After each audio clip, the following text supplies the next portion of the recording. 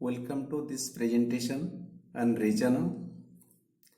ଏହି ପ୍ରେଜେଣ୍ଟେସନ ରେ ପ୍ରଥମ ଭାଗ ପ୍ରେଜେଣ୍ଟେସନ ରେ ରେଚନ ଉପରେ ବିଭିନ୍ନ ପ୍ରାଣୀ ମାନଙ୍କର ରେଚନ ପ୍ରକ୍ରିୟା ବିଷୟରେ ରେଚନ ଅଙ୍ଗ ବିଷୟରେ ଆଲୋଚନା କରାଯାଇଛି। ଏହି ପ୍ରେଜେଣ୍ଟେସନ ରେ ଯାହା ସବୁ ପରୀକ୍ଷା ପାଇଁ ଇମ୍ପୋର୍ଟାଣ୍ଟ ସେଗୁଡ଼ିକୁ ଲାଲ ଅକ୍ଷରରେ ଲେଖାଯାଇଛି। ତେଣୁ ପ୍ରେଜେଣ୍ଟେସନଟିକୁ ଦେଖିବା ବେଲେ ଲାଲ ଅକ୍ଷରରେ ଯାହା ସବୁ ଲେଖାଯାଉଛି ଯାହା ସବୁ ଦେଖାଯାଉଛି ସେଗୁଡ଼ିକୁ ଲେଖିବା ଦରକାର। ଜୀବଶରୀର ପ୍ରତ୍ୟେକ ଜୀବକୋଷ ଗୁଡ଼ିକରେ ବିଭିନ୍ନ ପ୍ରକାର ଜୈବ ରାସାୟନିକ ପ୍ରକ୍ରିୟା ଚାଲିଥାଏ, ଯାହାଦ୍ୱାରା କି ଜୀବର ଜୀବନ ଧାରଣ ସମ୍ଭବ ହୁଏ। ପ୍ରତ୍ୟେକ କୋଷରେ ପ୍ରତ୍ୟେକ ଜୀବନ୍ତ କୋଷରେ ବିଭିନ୍ନ ପ୍ରକାର ରାସାୟନିକ ପ୍ରକ୍ରିୟା ଅହରହ ଚାଲିଥାଏ। ଆଗରୁ ଏ ବିଷୟରେ ଜାଣିଛ, ଏଗୁଡ଼ିକୁ ଆମେ କହୁ ଚୟାପଚୟ ପ୍ରକ୍ରିୟା। ଜୀବ ଶରୀରର ପ୍ରତ୍ୟେକ ଜୀବକୋଷ ଗୁଡ଼ିକରେ ଯେଉଁ ରାସାୟନିକ ପ୍ରକ୍ରିୟା ଗୁଡ଼ିକ ଅହରହ ଚାଲିଛି ଏବଂ ଯାହାଦ୍ୱାରା କି ଜୀବନ ଧାରଣ ସମ୍ଭବ ହେଉଛି ତାହା ହେଉଛି ଚୟାପଚୟ ପ୍ରକ୍ରିୟା। ଚୟ ଓ ଅପଚୟ ଏହି ଦୁଇ ପ୍ରକ୍ରିୟାକୁ ମିଶାଇ ଚୟାପଚୟ ପ୍ରକ୍ରିୟା କୁହାଯାଏ। ଏସବୁ ଚୟାପଚୟ ପ୍ରକ୍ରିୟାରେ କେତେଗୁଡ଼ିଏ ପଦାର୍ଥ ଶରୀର ଭିତରେ ପ୍ରସ୍ତୁତ ହୁଏ, ତ ଆଉ କେତେଗୁଡ଼ିଏ ପଦାର୍ଥର ବିପଚନ ହୋଇଥାଏ। ଯେପରିକି ଜୈବ ରାସାୟନିକ ପ୍ରକ୍ରିୟା ପାଇଁ ଉପଯୁକ୍ତ ଖାଦ୍ୟ ଓ ଏନଜାଇମ୍ ଆବଶ୍ୟକ ହୋଇଥାଏ। ଆମେ ଗ୍ରହଣ କରୁଥିବା ଖାଦ୍ୟ ଓ ଅମ୍ଳଜାନରୁ କୋଷ ଆବଶ୍ୟକ ମୁତାବକ ଶକ୍ତି ପାଇଥାଏ। କୋଷ ମଧ୍ୟରେ ଶୋଷଣ ପ୍ରକ୍ରିୟା ଚାଲିଛି। ଶୋଷଣ ପ୍ରକ୍ରିୟା ମଧ୍ୟ ଗୋଟେ ଜୈବ ରାସାୟନିକ ପ୍ରକ୍ରିୟା। ଏହା ଗୋଟେ ଅପଚୟ ପ୍ରକ୍ରିୟା, ଆଗରୁ ଜାଣିଛ। ଏଥିରେ ଖାଦ୍ୟର ଜାରଣ ଘଟି ଶକ୍ତି ଉତ୍ପନ୍ନ ହୋଇଥାଏ। ଏହାଛଡ଼ା କୋଷ ଭିତରେ ଆହୁରି ମଧ୍ୟ କେତେଗୁଡ଼ିଏ ଉପାଦାନ ପ୍ରସ୍ତୁତ ହୋଇଥାଏ, ଯେପରିକି ପ୍ରୋଟିନ ତିଆରି ହେବା। କିନ୍ତୁ ଏହିସବୁ ଜୈବ ରାସାୟନିକ ପ୍ରକ୍ରିୟା ଯୋଗୁଁ ଜୀବକୋଷରେ ତଥା ଜୀବ ଶରୀରରେ କେତେଗୁଡ଼ିଏ ବର୍ଜ୍ୟ ପଦାର୍ଥ ମଧ୍ୟ ଉତ୍ପନ୍ନ ହୋଇଥାଏ। କେତେଗୁଡ଼ିଏ ବର୍ଜ୍ୟବସ୍ତୁ ମଧ୍ୟ ଶରୀରରେ ଉତ୍ପନ୍ନ ହୋଇଥାଏ। ଏହି ବର୍ଜ୍ୟବସ୍ତୁ ଗୁଡ଼ିକ ଶରୀରରୁ ନିଷ୍କାସିତ ହେବା ଦରକାର, ଅନ୍ୟଥା ଜୀବକୋଷ ଭିତରେ ଚାଲୁଥିବା ଜୈବ ରାସାୟନିକ ପ୍ରକ୍ରିୟା ଗୁଡ଼ିକ ସୁଚାରୁ ରୂପେ କାର୍ଯ୍ୟକାରୀ ହୋଇପାରିବ ନାହିଁ। ଏଥିପାଇଁ ଜୀବ ଶରୀରରେ ତଥା ଜୀବକୋଷରେ ଉତ୍ପନ୍ନ ହେଉଥିବା ବର୍ଜ୍ୟବସ୍ତୁ ଗୁଡ଼ିକର ନିଷ୍କାସନ ପାଇଁ ବ୍ୟବସ୍ଥା ରହିଛି, ଯାହାକୁ ଆମେ ରେଚନ ବୋଲି କହିଥାଉ। ଅତି ସଂକ୍ଷେପରେ କହିଲେ ରେଚନ କହିଲେ ଯେଉଁ ପ୍ରକ୍ରିୟାରେ ଶରୀରରୁ ବର୍ଜ୍ୟବସ୍ତୁ ନିଷ୍କାସିତ ହୋଇଥାଏ ତାହାକୁ ରେଚନ କୁହାଯାଏ। ଅତି ସାଧାରଣ ଭାବରେ କହିଲେ ରେଚନର ଅର୍ଥ ହେଉଛି ଯେଉଁ ପ୍ରକ୍ରିୟାରେ ଶରୀରରୁ ବର୍ଜ୍ୟବସ୍ତୁ ନିଷ୍କାସିତ ହୋଇଥାଏ ତାହାକୁ ଆମେ ରେଚନ ବୋଲି କହିଥାଉ। କେଉଁ କେଉଁ ପଦାର୍ଥର ରେଚନ ଶରୀର ମଧ୍ୟରେ ହେବା ଦରକାର? ଏମୋନିଆ, ୟୁରିଆ, ୟୁରିକ୍ ଏସିଡ୍ ଏଗୁଡ଼ିକ ଶରୀର ପାଇଁ କ୍ଷତିକାରକ। ଏଗୁଡ଼ିକର ନିଷ୍କାସନ ହେବା ଦରକାର। ଆମର ଶରୀରରେ ଯେତେବେଳେ ଶ୍ଵେତସାରର ଉପଯୋଗ ହେଉଛି ସେତେବେଳେ ଅଙ୍ଗାରକାମ୍ଳ ଆଉ ଜଳ ଉତ୍ପନ୍ନ ହେଉଛି। ସ୍ନେହସାରର ଉପଯୋଗ ହେବା ସମୟରେ, ବିପଚନ ହେଲା ସମୟରେ ମଧ୍ୟ ଅଙ୍ଗାରକାମ୍ଳ ଜଳ ବୋଲି ପଦାର୍ଥ ଉତ୍ପନ୍ନ ହୋଇଥାଏ। ସେଗୁଡ଼ିକ ସେତେ ବେଶୀ କ୍ଷତିକାରକ ନୁହେଁ। କିନ୍ତୁ ଯେତେବେଳେ ପୁଷ୍ଟିସାରର ବିପଚନ ହୁଏ, ପୁଷ୍ଟିସାରର ବିପଚନ ସମୟରେ ଏମୋନିଆ ଉତ୍ପନ୍ନ ହୋଇଥାଏ। ଏହି ଏମୋନିଆ ଶରୀରରୁ ନିଷ୍କାସିତ ହେବା ଦରକାର। ତେବେ ଆମେ ରେଚନ ପ୍ରକ୍ରିୟାର ସଠିକ ସଂଜ୍ଞା କ'ଣ କହିବା? ଯେଉଁ ପ୍ରକ୍ରିୟା ମାଧ୍ୟମରେ ଶରୀରରୁ ଏମୋନିଆ, ୟୁରିଆ, ୟୁରିକ୍ ଏସିଡ୍ ଜାତୀୟ ବର୍ଜ୍ୟବସ୍ତୁର ନିଷ୍କାସନ ହୁଏ ଏବଂ ଶରୀରରେ ଜଳ ଓ ଧାତବ ଲବଣ ଆଦି ପଦାର୍ଥର ସନ୍ତୁଳନ ବଜାୟ ରହେ, ତାହାକୁ ରେଚନ କୁହାଯାଏ। ସଂଜ୍ଞାଟିକୁ ଆଉ ଥରେ କହୁଛି। ଯେଉଁ ପ୍ରକ୍ରିୟା ମାଧ୍ୟମରେ ଶରୀରରୁ ଏମୋନିଆ, ୟୁରିଆ, ୟୁରିକ୍ ଏସିଡ୍ ଜାତୀୟ ବର୍ଜ୍ୟବସ୍ତୁର ନିଷ୍କାସନ ହୁଏ ଏବଂ ଶରୀରରେ ଜଳ ଓ ଧାତବ ଲବଣ ଆଦି ପଦାର୍ଥର ସନ୍ତୁଳନ ବଜାୟ ରହେ, ତାକୁ ରେଚନ କୁହାଯାଏ। ରେଚନ ପ୍ରକ୍ରିୟା କାର୍ଯ୍ୟକାରୀ ହେବା ପାଇଁ ରେଚନ ତନ୍ତ୍ର ରହିଥାଏ ଉନ୍ନତ ପ୍ରାଣୀମାନଙ୍କ ଶରୀରରେ।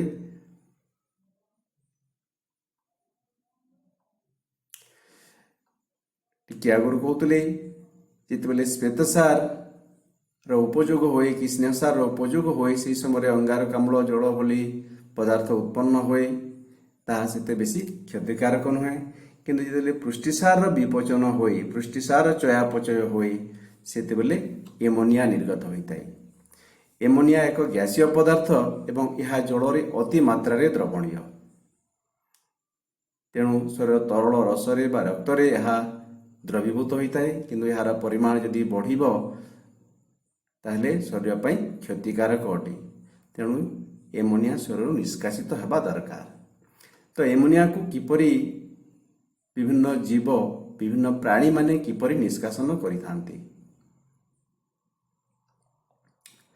ସରଳ ଜଳଚର ପ୍ରାଣୀମାନେ ଶରୀରରେ ଜାତ ହେଉଥିବା ଏମୋନିଆକୁ ଜଳୀୟ ପରିବେଶର ସୁବିଧା ଯୋଗୁଁ ସିଧାସଳଖ ଜଳ ମଧ୍ୟକୁ ବିସରଣ ପ୍ରକ୍ରିୟାରେ ତ୍ୟାଗ କରନ୍ତି। ସରଳ ଜଳଚର ପ୍ରାଣୀମାନେ ଯେପରିକି ହେଲା ଏମିବା, ପାରାମେସିୟମ ଇତ୍ୟାଦି, କିମ୍ବା ସ୍ପଞ୍ଜ ଭଳି ପ୍ରାଣୀମାନେ, ହାଇଡ୍ରା, ଏମାନଙ୍କର କୋଷରେ ଯେଉଁ ଏମୋନିଆ ଉତ୍ପନ୍ନ ହୋଇଥାଏ ତାହାକୁ ସିଧାସଳଖ ଜଳ ମଧ୍ୟକୁ ତ୍ୟାଗ କରିଥାନ୍ତି। ଏସବୁ ପ୍ରାଣୀମାନେ ଜଳ ମଧ୍ୟରେ ରହିଥାନ୍ତି। ତେଣୁ ଏମାନଙ୍କ ଶରୀରରେ ଯେଉଁ ଏମୋନିଆ ଉତ୍ପନ୍ନ ହୁଏ ତାହା ବିସରଣ ପ୍ରକ୍ରିୟାରେ ଶରୀର ବାହାରେ ଥିବା ଜଳକୁ ଚାଲି ଆସେ। କୋଷରେ ବା ଶରୀରରେ ଏମାନଙ୍କର ଏମୋନିଆ ଅଧିକ ଥାଏ, ତ ଏମାନେ ରହୁଥିବା ଜଳରେ ଏମୋନିଆର ସାନ୍ଦ୍ରତା କମ୍ ଥାଏ। ତେଣୁ କୋଷ ମଧ୍ୟରୁ ଏମୋନିଆ ଜଳ ମଧ୍ୟକୁ ଚାଲି ଆସିଥାଏ। କିନ୍ତୁ ସ୍ଥଳଚର ପ୍ରାଣୀମାନଙ୍କ କ୍ଷେତ୍ରରେ ଏ ସୁବିଧା ନାହିଁ। ସ୍ଥଳଚର ପ୍ରାଣୀମାନେ ବିସରଣ ପ୍ରକ୍ରିୟାରେ ଏମୋନିଆ ତ୍ୟାଗ କରିପାରନ୍ତି ନାହିଁ। ତେଣୁ ସ୍ଥଳଚର ପ୍ରାଣୀମାନେ ଏମୋନିଆକୁ ୟୁରିଆ ବା ୟୁରିକ ଏସିଡରେ ପରିଣତ କରି ଶରୀରରୁ ନିଷ୍କାସନ କରିଥାନ୍ତି। ଏମୋନିଆକୁ ବିସରଣ ପ୍ରକ୍ରିୟା ତ୍ୟାଗ କରିପାରନ୍ତି ନାହିଁ ଯେହେତୁ ସ୍ଥଳଚର ପ୍ରାଣୀମାନେ। ତେଣୁ ଏମାନେ ଶରୀରରେ ଉତ୍ପନ୍ନ ହେଉଥିବା ଏମୋନିଆକୁ ୟୁରିଆ କିମ୍ବା ୟୁରିକ ଏସିଡରେ ପରିଣତ କରି ଶରୀରରୁ ନିଷ୍କାସନ କରିଥାନ୍ତି। ତ କେତେକ ପ୍ରାଣୀମାନେ ଏମୋନିଆକୁ ୟୁରିକ ଏସିଡରେ ପରିଣତ କରି ନିଷ୍କାସନ କରିଥାନ୍ତି, ତ ଆଉ କେତେକ ପ୍ରାଣୀମାନେ ଏମୋନିଆକୁ ୟୁରିଆରେ ପରିଣତ କରି ଶରୀରରୁ ନିଷ୍କାସନ କରନ୍ତି। କେଉଁମାନେ ଏମୋନିଆକୁ ୟୁରିକ ଏସିଡ ଆକାରରେ ନିଷ୍କାସନ କରନ୍ତି?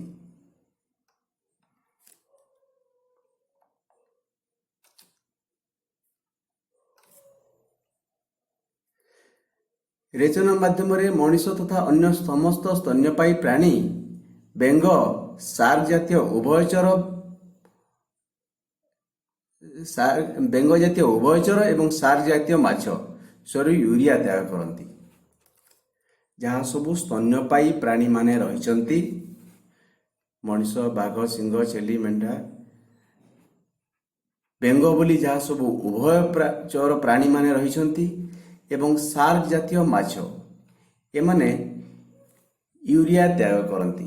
ଏମୋନିଆକୁ ୟୁରିଆରେ ପରିଣତ କରି ଶରୀରରୁ ତ୍ୟାଗ କରନ୍ତି।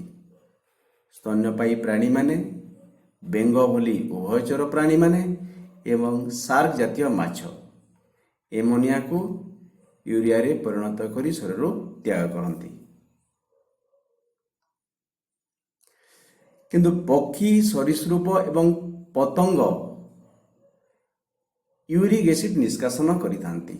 ଏମୋନିଆକୁ ୟୁରିକ ଏସିଡ ଆକାରରେ ନିଷ୍କାସନ କରନ୍ତି।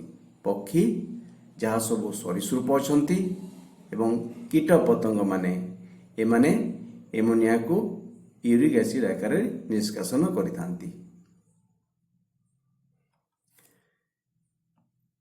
ମେରୁଦଣ୍ଡୀ ପ୍ରାଣୀମାନଙ୍କର ଯକୃତରେ ଆମେ ଜାଣିଲା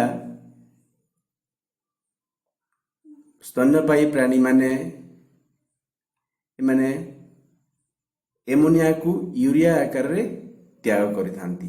ତ ୟୁରିଆ ପ୍ରସ୍ତୁତ ହୁଏ କେଉଁଠାରେ? ୟୁରିଆ କିପରି ପ୍ରସ୍ତୁତ ହୁଏ? ୟୁରିଆ ଯକୃତରେ ପ୍ରସ୍ତୁତ ହୁଏ। ଲିଭର ବା ଯକୃତରେ ୟୁରିଆ ତିଆରି ହୁଏ। ଅଙ୍ଗାରକାମ୍ଳ ଓ ଜଳର ପ୍ରତିକ୍ରିୟା ମଧ୍ୟ ଯୋଗୁଁ ଏମୋନିଆ ଏବଂ ଅଙ୍ଗାରକାମ୍ଳରୁ ୟୁରିଆ ପ୍ରସ୍ତୁତ ହୋଇଥାଏ। ୟୁରିଆ ଜଳରେ ଦ୍ରବଣୀୟ, ତେଣୁ ଏହା ରକ୍ତରେ ମିଶି ରହେ ଏବଂ ପରବର୍ତ୍ତୀ ସମୟରେ ବୃକକକୁ ପହଞ୍ଚି ବୃକକ ଦ୍ୱାରା परिश्रवण हुए एवं मूत्र आकार निष्कासित हुए, मूत्र सहित निष्कासित होता है। तो यूरिया प्रस्तुत होगा स्थान है यकृत बा लिभर एवं यूरिया परिश्रवण होता स्थान है ब्रुकक बा किडनी।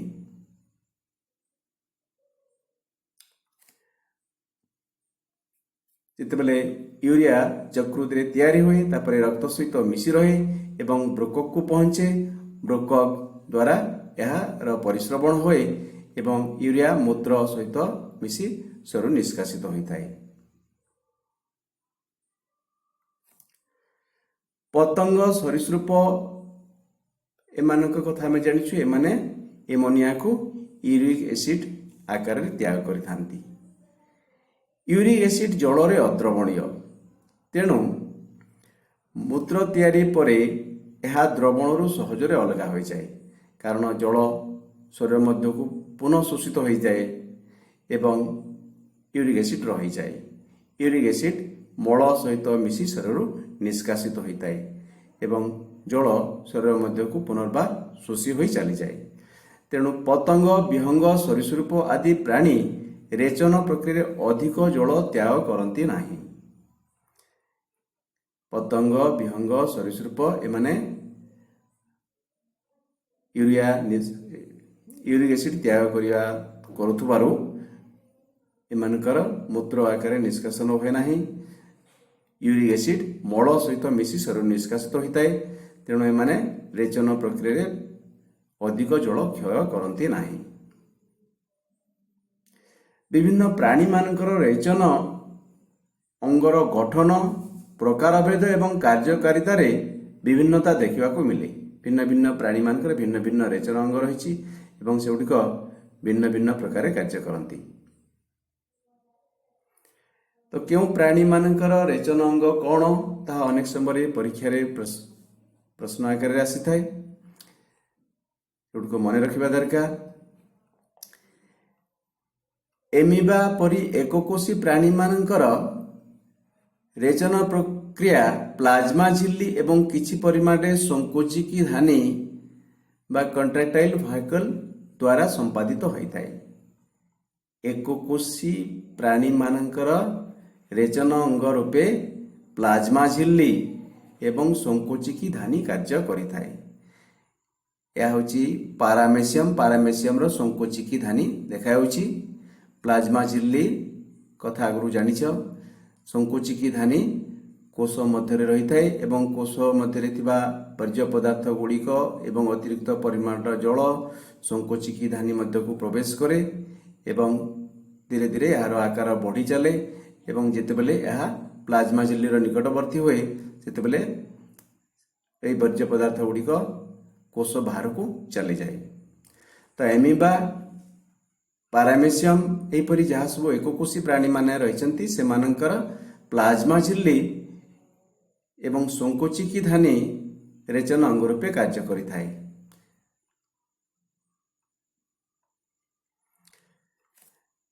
स्पंज, हाइड्रा परी निम्न वर्गर प्राणी मानकर निर्दिष्ट रेचन अंग नाही। स्पंज, हाइड्रा एमानकर रेचन अंग नाही, कारण एमाने जल मध्य रहती।